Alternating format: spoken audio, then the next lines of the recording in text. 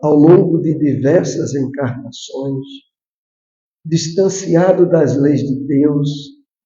Afinal de contas, a espiritualidade deixa bem claro de que, na nossa linha de progresso, a existência atual é a melhor que estamos tendo. Então, nós trazemos de diversas experiências encarnatórias um grande manancial de desequilíbrios e conflitos. E para isso, Emmanuel assinala como sendo criações inferiores do passado. E ele nos propõe de que paremos com elas, porque elas ainda repercutem no nosso estado emocional, espiritual, da vida atual.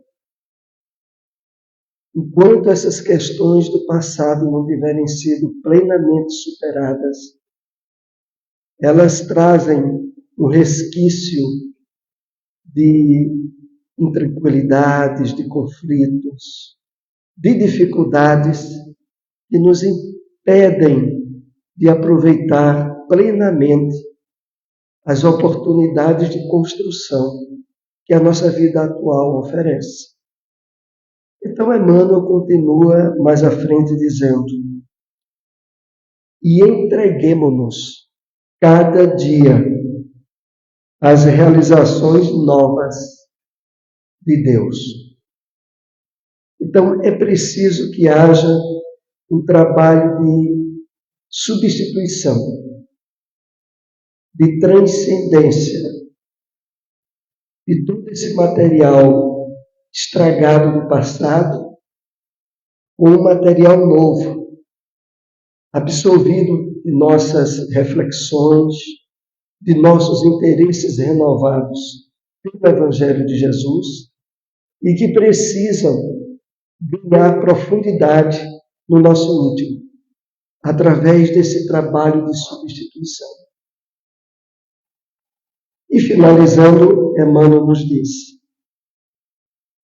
instituídas a nosso favor, perseverando em receber no caminho os dons da renovação constante. É interessante esse último ponto que Emmanuel assinala. Instituída a nosso favor. É preciso que percebamos, pelos instrumentos que a doutrina espírita nos oferece, de entendimento da realidade espiritual da vida, de que a proposta do Evangelho de Jesus é para a nossa felicidade verdadeira. É para conquistarmos plenitude existencial. Que ele assinala naquela última palavra: para a vida eterna. É curioso porque muitos poderiam dizer, mas todos somos espíritos eternos. A vida não termina no túmulo. De fato. Mas a proposta do Evangelho de Jesus é que a gente viva em plenitude, em consciência desperta, de espírito imortal, que a grande maioria da humanidade e nós mesmos, antes de termos despertado para a compreensão da vida à luz da doutrina espírita, vivemos, antes disso, sob o império das ansiedades, das tensões emocionais que envolvem a maioria da humanidade.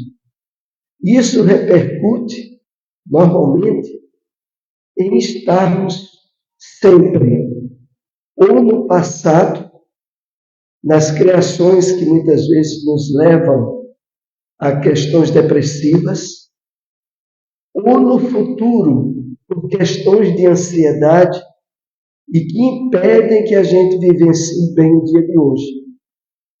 Então, a questão maior de consciência de plenitude de vida eterna é estar vivendo bem o dia de hoje. Se o dia de hoje nós estivermos trabalhando essa conexão de renovação interior, de consciência desperta, aí sim, a questão de sermos espíritos eternos estará atingindo o nível que nos faculta a viver bem cada dia. Não é ao retornar para a vida espiritual, não é para propostas de reencarnações futuras, é no dia atual. Então é para isso que Emmanuel, nessa mensagem, abre a porta, ele nos convida a fazer.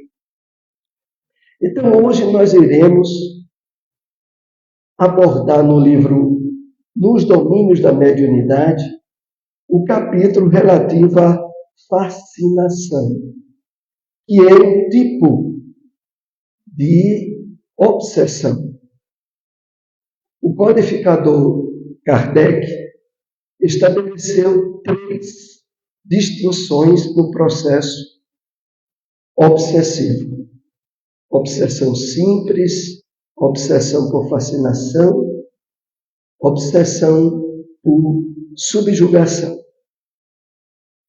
E o livro Nos Domínios da Mediunidade, no seu capítulo 23, vai tratar da questão da fascinação.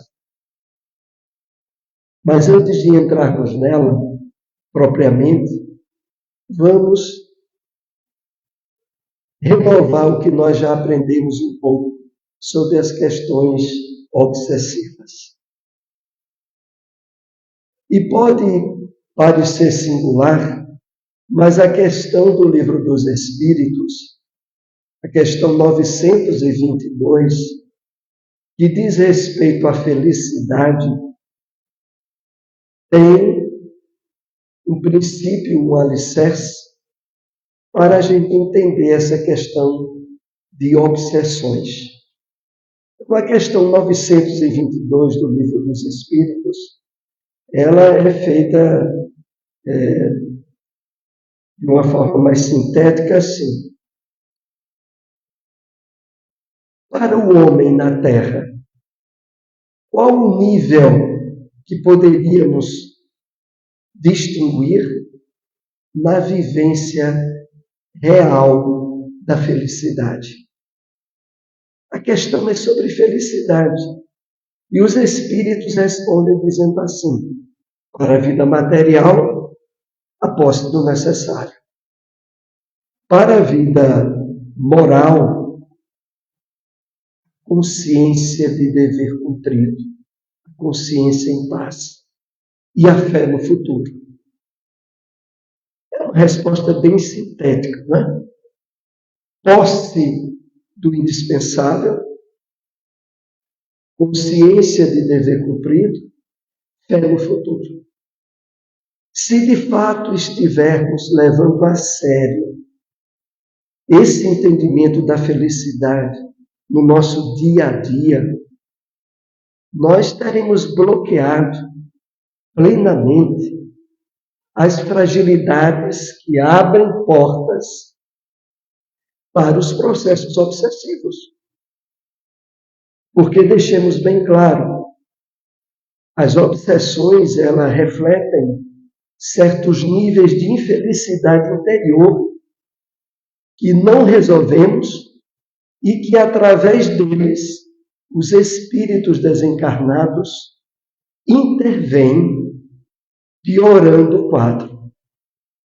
É o estabelecimento do processo obsessivo. Aquele que esteja plenamente integrado no compromisso da paz, da felicidade interior, conforme os Espíritos apresentam, estará vibrando um campo de fluidos e de magnetismos harmonizados com o bem, com a paz, com o amor. E nesse nível de vibração constante, não há aberturas para o estabelecimento de processos obsessivos. Porque os espíritos doentes, desequilibrados, que de algum modo tenham questões com o nosso passado reencarnatório, que não foi coisa muito boa, se sentiriam mal ao se aproximarem-se de nós e nós estejamos felizes e bem com a vida, procurando vivenciar a caridade, a prática do bem. Esse é o maior repelente a influenciações espirituais negativas. Mas se nós ainda alimentamos com relativa frequência estados de tristeza, estados de revolta, contrariedades que nos desequilibrem emocionalmente. Se ao longo do dia nós temos altos e baixos, aí nós estamos vulneráveis a conexões espirituais que poderão abrir portas à obsessão. Essa é a questão. Integrados no Evangelho do Cristo, esforçando-se por vivenciar as leis de Deus, procurando melhorar-se moralmente e espiritualmente. Emergem de nós vibrações e fluidos benéficos, salutares, curativos, tanto para espíritos desencarnados quanto para encarnados. Porque a pessoa que vive de bem com a vida e nós nos aproximamos dela, nós nos sentimos bem. Porque há uma vibração magnética em torno da pessoa. E isso não atinge só nós encarnados, atinge os desencarnados. Então a questão maior nossa é nos afinarmos com as leis de Deus. É ressignificarmos o nosso passado, que Emmanuel assinalou na mensagem que comentamos, a superação das criações inferiores do passado, colocando criações novas, positivas, felizes, nós resolvemos as questões obsessivas. No Evangelho segundo o Espiritismo, não queremos deixar de nos referir à importância do capítulo 28, coletânea de preces espíritas. E no final do capítulo, as preces pelos obsessores, mas também as preces pelos auxiliares, com esclarecimentos a título de prefácio em cada modelo de prece, onde nós somos esclarecidos sobre a questão da obsessão. E eu vou tomar aqui a liberdade de ler só um parágrafo, pela sua importância, no item pelos auxiliares. É o item 81. Veja só um parágrafo, objetivando que vocês leiam depois todo o conteúdo em casa. Diz assim: os maus espíritos pululam, multiplicam-se ao redor da terra. Então não tenhamos dúvida. A quantidade de espíritos desequilibrados, doentes, infelizes é muito grande. Entre nós encarnados e desencarnados ao redor da terra. Então o Evangelho começa dizendo assim: os maus espíritos pululam ao redor da terra, em consequência da inferioridade moral de seus habitantes.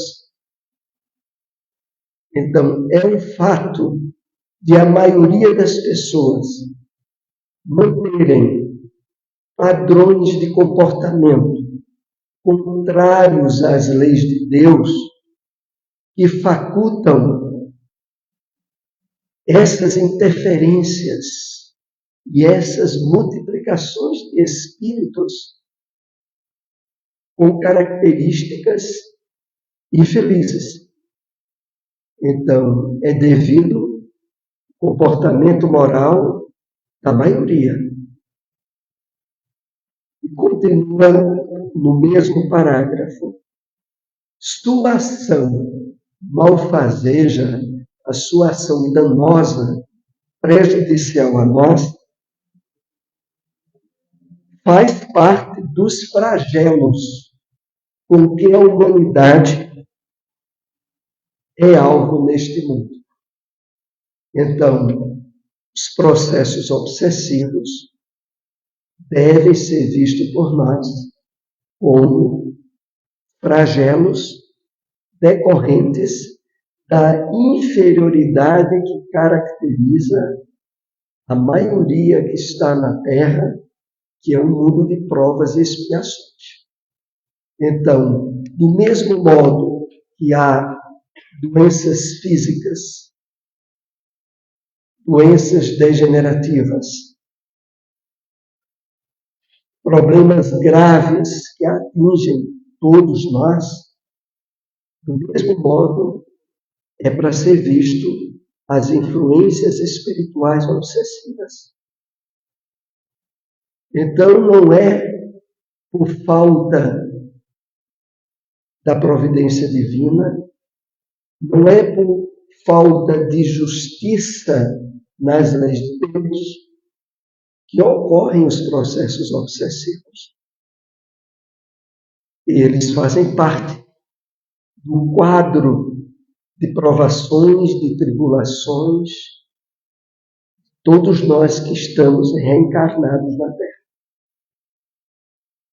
Mas os mecanismos de antídoto, de fortalecimento espiritual, que nos tornará resistentes a essas influências, são aqueles provenientes das nossas conquistas morais, das virtudes que estejamos trabalhando em nós. São elas que oferecem a imunologia às interferências obsessivas. Então, nesse sentido, no livro Evangelho segundo o Espiritismo, há explicações e depois modelos e orações que podemos e devemos fazer.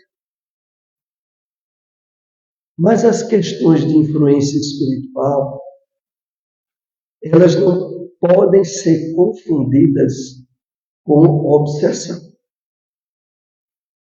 Porque influências espirituais, que também fazem parte dos flagelos que atingem a humanidade, elas podem ocorrer por variados motivos. Eu lembro aqui, quando estive assistindo recentemente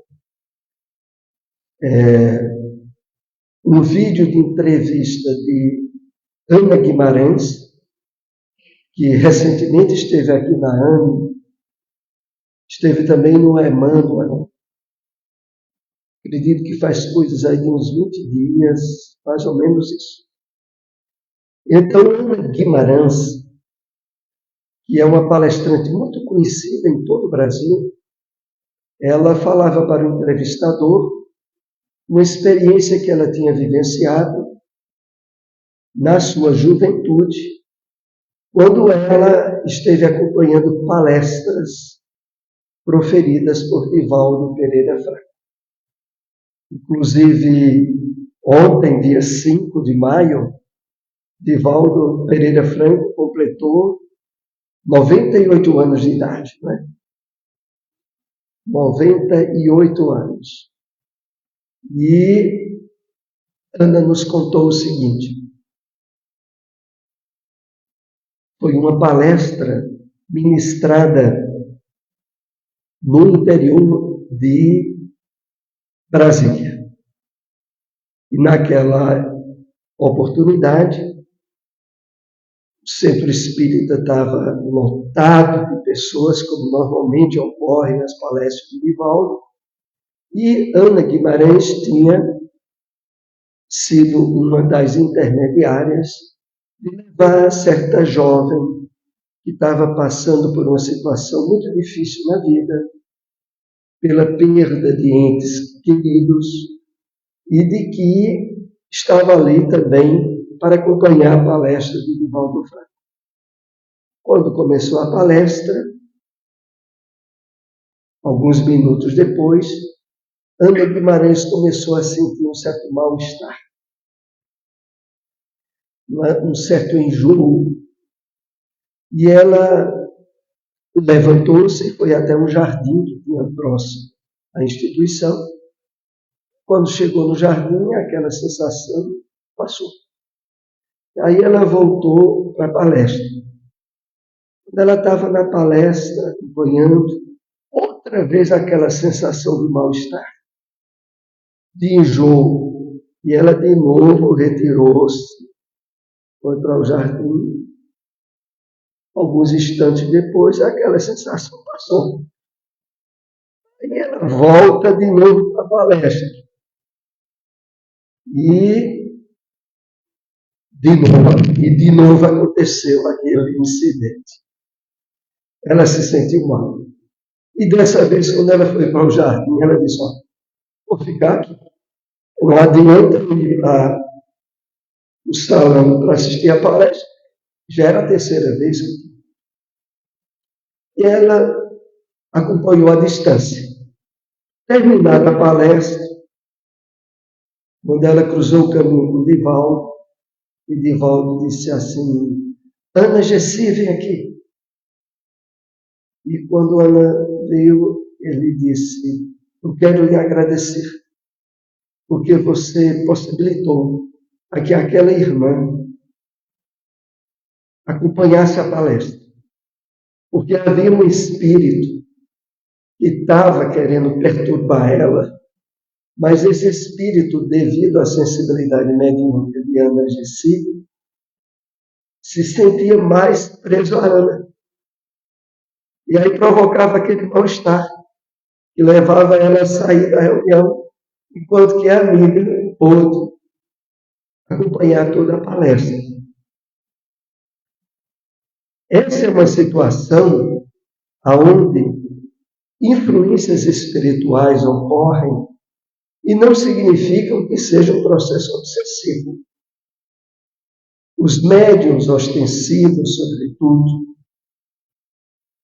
pelo teor de magnetismo facilitador às interferências espirituais, estão mais sensíveis a esse tipo de interferência.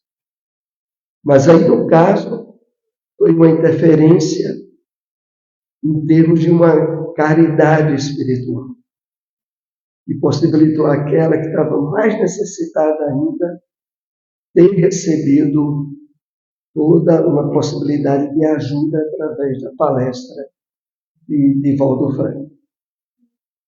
Então, essa é uma situação singular, porque os processos obsessivos, eles começam por ter a característica de continuidade, de persistência. No tipo mais comum, que são as obsessões simples, elas muitas vezes, mesmo não atingindo um nível maior, como é a fascinação ou a subjugação, levam muitas pessoas a estragarem toda uma programação de crescimento, de desenvolvimento em termos da vivência do bem, do seu projeto encarnatório. Porque são interferências que às vezes se dão no seguinte modo: a pessoa não está fazendo esse trabalho de renovação interior que Emmanuel citou aí a princípio. E ela, mesmo tendo recebido advertências, esclarecimentos preciosos trazidos pela doutrina espírita, pelo Evangelho de Jesus, ela não se abre ao trabalho de renovação.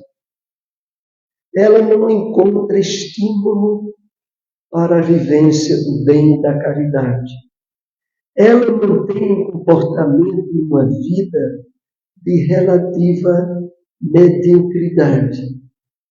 Ela traz para o centro espírita os padrões de comportamento que já tinha em religiões anteriores, aonde não há esse incentivo que nós recebemos da doutrina espírita para o crescimento espiritual, para estarmos mais sensíveis à prática do bem. Então a pessoa vem de religiões comuns e adequa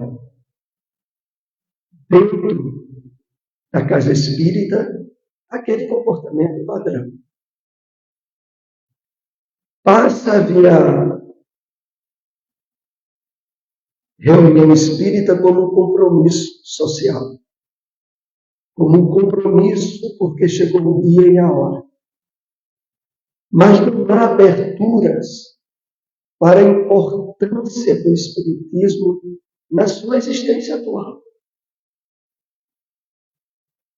Porque a doutrina espírita, se por um lado não exige nada de ninguém, porque diferente de doutrinas que respeitamos muito, mas que estabelecem atitudes e comportamentos exteriores, o espiritismo não traça regra de comportamento para ninguém. Mas o entendimento, a iluminação das nossas consciências espera de nós muito. Então, cobrança de fora não há, mas há as cobranças internas. Há a nossa consciência dizendo: olha, tu já deveria ter mudado isso. Tu ainda continua alimentando esse tipo de atitude, sabendo que vai de encontro às leis de Deus. Por exemplo, eu vou apenas citar a atitude do perdão, de não guardar ressentimentos, nem mágoas de ninguém, seja o que a outra pessoa tiver feito. Mas o espírita, pelo temor do Evangelho do Cristo, ele sabe, principalmente quando ele faz um Pai Nosso, né? Perdoa as nossas dívidas, assim como nós perdoamos os nossos devedores. Então, o perdão tem que estar no comportamento do espírito. Mas se a gente se pega vez ou outra desejando mal a uma pessoa que nos tenha prejudicado, ou até de uma forma sutil, dizendo assim: não tem nada não, tem a lei de causa e efeito, pode escapar da justiça humana, mas da justiça de Deus você não escapa. São pensamentos de ressentimento. E a consciência nossa esclarecida diz: primeiro, porque a gente aprende apenas colocando essa questão a limpo, a gente aprende o seguinte: todos nós somos devedores. Ninguém de nós sabe o nível de erros, de desacertos, de vícios, de crimes que podemos ter cometido no passado. A nossa versão atual é a melhor de todas. E se nessa versão atual nós ainda nos pegamos com tendências à violência, ao ódio, à cólera, imagine o que é que a gente fez já em encarnações anteriores. Então, se agora surge alguém, em determinada situação, recebemos um prejuízo, que pode ser um prejuízo material, pode ser um prejuízo afetivo, um prejuízo que nos atinge o sentimento, não importa. Mas se chegou, o que nós aprendemos da doutrina espírita é assim: se a causa não é dessa vida, a causa é de vidas anteriores. Na Terra tem muito injustiçado, mas não tem nenhuma injustiça. Em termos espirituais, tem muita gente sofrendo por questões não dessa vida, mas de vidas anteriores, invariavelmente. Porque Deus é o Pai de infinita justiça, de infinito amor e de infinita misericórdia. Então, se alguém me prejudicou, esse alguém está me convidando ao trabalho do autoconhecimento. O que é que eu andei fazendo nessa vida ou no passado? Por que é que eu fui atingido por isso? Isso não me aconteceu de graça. Em vez de termos aquela atitude de revide contra a pessoa, a atitude que nós aprendemos com o Espiritismo é voltada para nós. Por que é que isso me aconteceu? Não é porque fulano fez isso a mim. Por que isso me aconteceu? O que é que isso quer me ensinar? O que é que eu estou resgatando com isso? Naturalmente, vai florescer a compreensão, o perdão e até mesmo o uso de uma oração. Porque à luz da doutrina espírita, alguém que nos prejudica é alguém vítima de nós, quando olhamos do ponto de vista espiritual. Porque se a gente fosse pessoas boas mesmo, se a gente não trouxesse culpa do passado, aquela pessoa não teria me prejudicado. Se aquela pessoa me prejudicou, e isso só aconteceu porque eu andei fazendo besteiras, então ela é mais vítima minha do que eu dele. Mesmo que eu esteja sofrendo um prejuízo agora. Porque esse prejuízo que eu estou recebendo agora, ele será libertador, se eu perdoar. Eu estarei resolvendo uma questão que eu não tenho ideia para o passado, mas estou resolvendo. E aquele que se tornou vítima de mim, ele foi de encontro às leis de Deus. E a questão que ele criou não é verdadeiramente contra mim, é contra Deus, é contra as leis divinas, as quais, mais adiante, ele vai ter que resolver.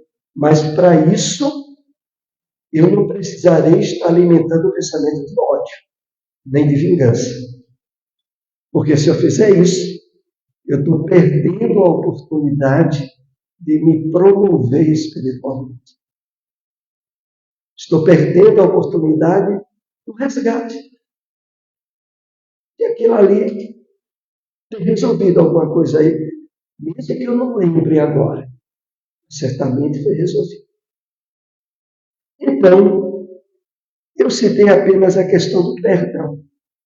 Mas voltemos aqui ao início do capítulo Fascinação. Logo no primeiro parágrafo, André Luiz nos diz o seguinte: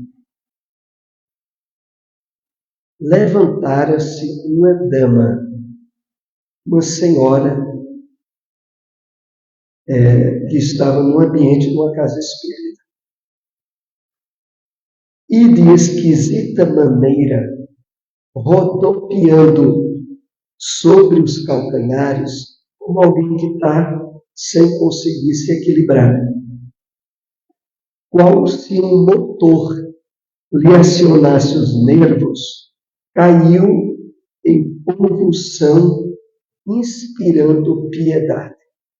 A pessoa estava tendo uma crise convulsiva. E ali estava se estabelecendo o que o capítulo vai tratar sobre fascinação. Ora, os livros de André Luiz, esse que nós citamos é Nos Domínios da Mediunidade.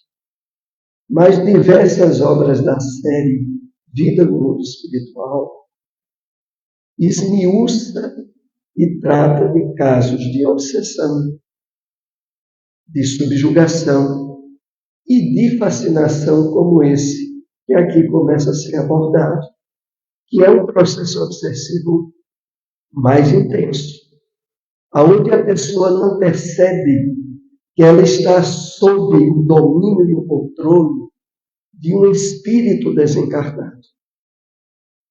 Os processos obsessivos por fascinação, eles se espalham nas mais variadas áreas. Tem pessoas que estão submetidas a ele na área religiosa, na área política, pelos processos que se alastram, aonde a pessoa, por fanatismo, abdica de usar a razão. Para ela, a verdade é aquilo que ela pensa. E não há possibilidade nenhuma de pensar de forma diferente. E ela não percebe que está sob o controle de uma mente fora da matéria, o processo obsessivo por fascinação. Nós queremos lembrar aqui um caso que é citado no livro Ação e Reação, onde os espíritos obsessores esclarecem a André Luiz como realizavam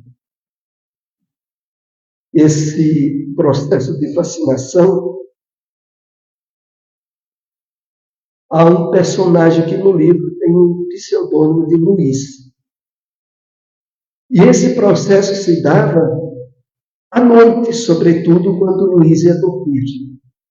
Era que se estabelecia no chamado campo hipnótico.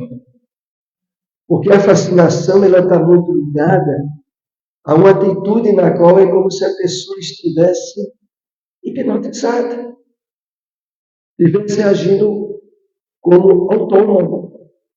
Então, o Luiz, quando ia dormir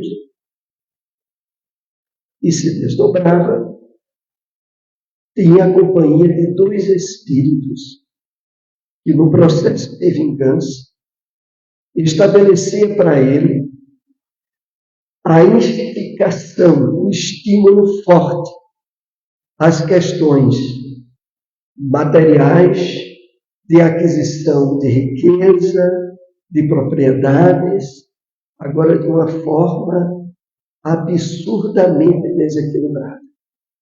Porque o Luiz já tinha propriedades grandes, sítio, mas era daquele que vivia passando necessidade com a família, né? Vivendo de uma forma mesquinha, mesmo tendo muitos bens. E de noite ainda recebia todo um incentivo hipnótico para que, quando acordasse, desejasse aumentar mais ainda as propriedades. E aí, os espíritos esclarecem André Luiz como se efetivava esse processo obsessivo. É que eles perceberam em Luiz o ponto frágil do seu caráter, o calcanhar de Aquiles, né, que na figura de linguagem popular significa cada um de nós tem alguma área do seu comportamento, da sua personalidade, que é mais frágil, que é mais fácil de se desequilibrar. As áreas principais dos interesses humanos são assim: dinheiro, bens, propriedades, poder ou sexo. É as três principais áreas do desequilíbrio do comportamento humano. Então, há aqueles que trazem a fragilidade para o dinheiro. Para ela, o mais importante na vida é dinheiro. E muito. E é a sede da água do mar. Quanto mais tem, mais sente necessidade de ter mais. Outros é na área do poder.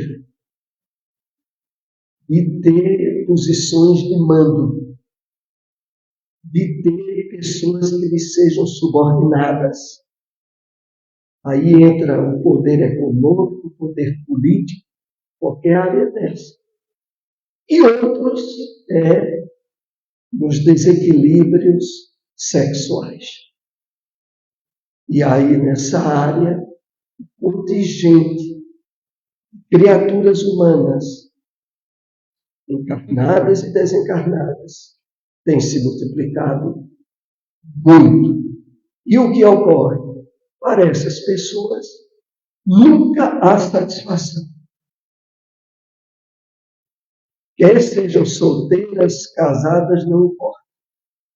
O desequilíbrio é de tal modo que nessa área, nesse calcanhar de Aquiles, os espíritos que têm desequilíbrio nessa área estabelecem campo de sintonia. Então, no livro Ação e Reação, que é uma obra muito importante dessa série de André Luiz, essa série Vida no Mundo Espiritual, vai abordar bem essa questão do processo obsessivo que ocorria com Luiz, e deixando sérias advertências para nós. E já oportunamente compartilhamos aqui o cuidado para o uso da prece, da meditação, de uma leitura, de pensamentos positivos antes de dormir e quando nós acordamos, antes de começar as atividades físicas.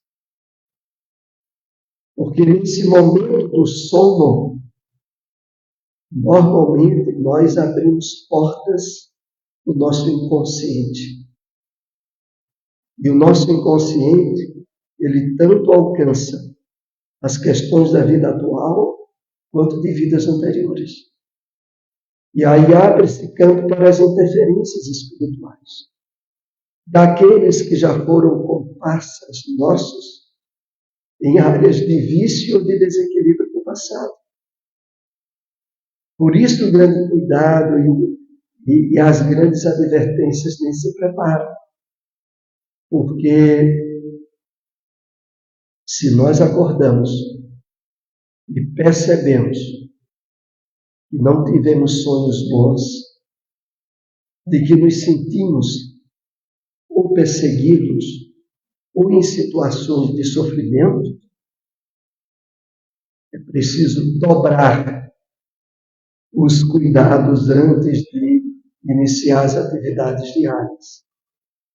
Pela busca da sintonia elevada, por estar realmente atentos, porque a todo momento nós interagimos com os espíritos, encarnados e desencarnados. Quer quando estamos despertos fisicamente ou quando estamos adormecidos. Por isso a grande recomendação do orai e vigiar. O último caso que queríamos lembrar aqui rapidamente é aquele que está colocado no livro Libertação. O caso de Dona Isaura. Dona Isaura, que era médium, trabalhava no centro espírita com seu esposo, com Luiz, e ela foi a médium que deu a ajuda sublime de socorro a uma personagem chamada no livro Margarida. E a história do livro Libertação é a história do processo obsessivo de Margarida. Até que chega o ponto em que Margarida vai ser de fato ajudada pela mediunidade de Dona Isaura. Margarida tem um alívio muito grande quando sai das atividades mediúnicas. E o que é que chama a atenção? É quando Dona Isaura, terminados os trabalhos, André Luiz diz que percebia, durante as atividades mediúnicas, como havia uma luminosidade ao redor de Dona Isaura. Mas quando terminou o trabalho, Dona Isaura vai voltar para sua casa, o seu esposo. Aquela luminosidade vai embora. E começa a ver como uma espécie de cinza escuro envolvendo o corpo espiritual de Dona Isaura. Inclusive aí deixa para nós aquele esclarecimento importante. Quando a gente está em contato com a prática do bem, com o estudo elevado, com os pensamentos em sintonia com os objetivos elevados da vida, nós nos abrimos a possibilidades de luz, que se produzem, inclusive, nos nossos neurônios, quando estamos em conexão com objetivos elevados. Mas quando nós passamos a sintonizar com preocupações, ansiedades de ordem material, a luz vai embora. O que aconteceu com Dona Isaura? Aí ela de noite vai dormir e se desdobra, mas se desdobra de uma forma singular. O seu esposo percebe ao se desdobrar a companhia de um benfeitor espiritual que ajudava eles durante os trabalhos mediúnicos. Mas Dona Isaura vai para outro lado. Sente-se atraída vibratoriamente para dois espíritos que efetivavam um verdadeiro trabalho de hipnotismo e fascinação com Dona Isaura. E disse ela: mas minha irmã, nós estamos aqui para lhe ajudar. Você tem sido explorada nesses trabalhos que o seu esposo realiza. Você não percebe que você não é médio coisa nenhuma? Começa a projetar pensamentos e ideias bem trouxas para Dona Isaura. Olha, eu tenho acompanhado o seu esposo. E saiba de uma coisa, viu? Ele não tem sido fiel aos compromissos domésticos, não. Insinuando a Dona Isaura que ela era traída. E Dona Isaura fica naquele clima. Aí os espíritos do bem intervêm e facultam com que ela desperte. Quando ela acorda e acorda o esposo, agitado, o esposo diz: não diga, você teve aqueles pesadelos de novo. Eu sou uma pessoa muito infeliz. Ela acordou nesse clima.